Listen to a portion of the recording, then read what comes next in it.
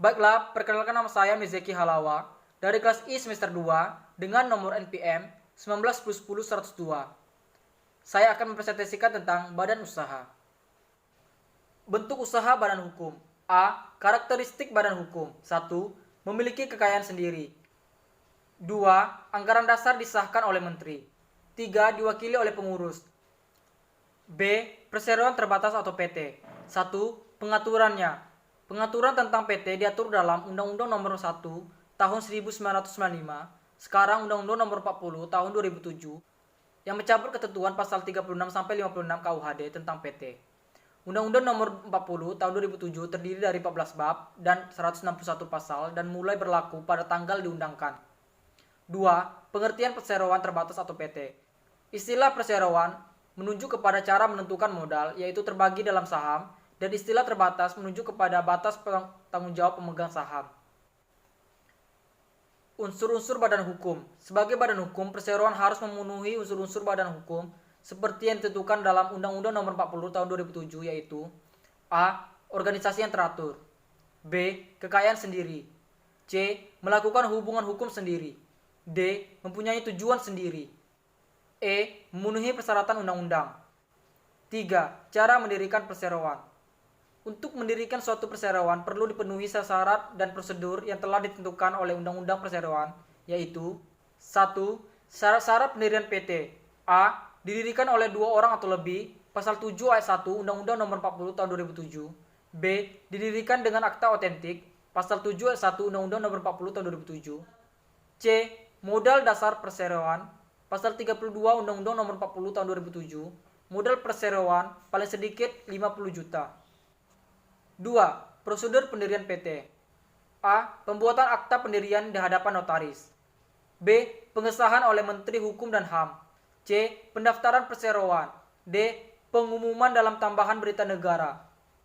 4. Organ perseroan. Menurut ketentuan pasal 1 ayat 2 Undang-Undang Nomor 40 Tahun 2007, organ perseroan adalah Rapat Umum Pemegang Saham atau RUPS, Direksi dan Dewan Komisaris. C. Badan Usaha Koperasi. 1. Pengaturannya. Pasal 33 ayat 1 Undang-Undang 1945. Perekonomian disusun sebagai usaha bersama berdasarkan asas kekeluargaan. Untuk merealisasikan ketentuan tersebut, maka dibuat Undang-Undang Nomor 12 Tahun 1967 tentang pokok-pokok perkoperasian. Kemudian Undang-Undang Nomor 25 Tahun 1992 tentang perkoperasian. 2. Pengertian koperasi. Koperasi berasal dari bahasa Inggris cooperation atau bahasa Belanda kooperasi.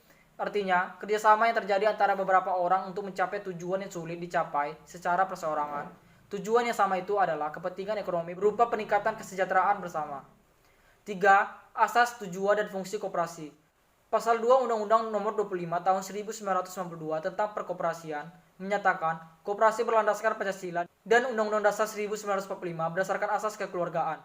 Tujuan koperasi adalah untuk memajukan kesejahteraan anggota pada khususnya, masyarakat pada umumnya, serta ikut membangun tatanan perekonomian nasional dalam rangka mewujudkan masyarakat yang maju, adil, dan makmur berdasarkan Pancasila dan Undang-Undang 1945, Pasal 3 Undang-Undang Nomor 25 Tahun 1992.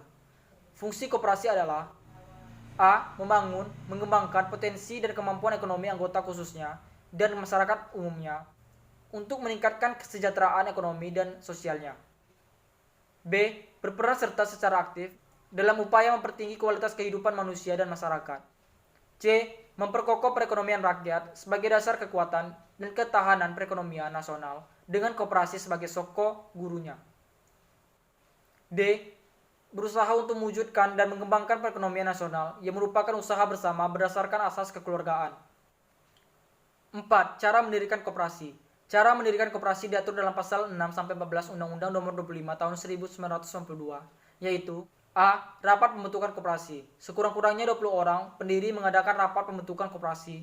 Dibuat berita acara rapat yang memuat tentang hasil kesepakatan, jumlah anggota, dan nama yang diberi kuasa untuk menandatangani akta pendirian. Akta pendirian dibuat di hadapan notaris.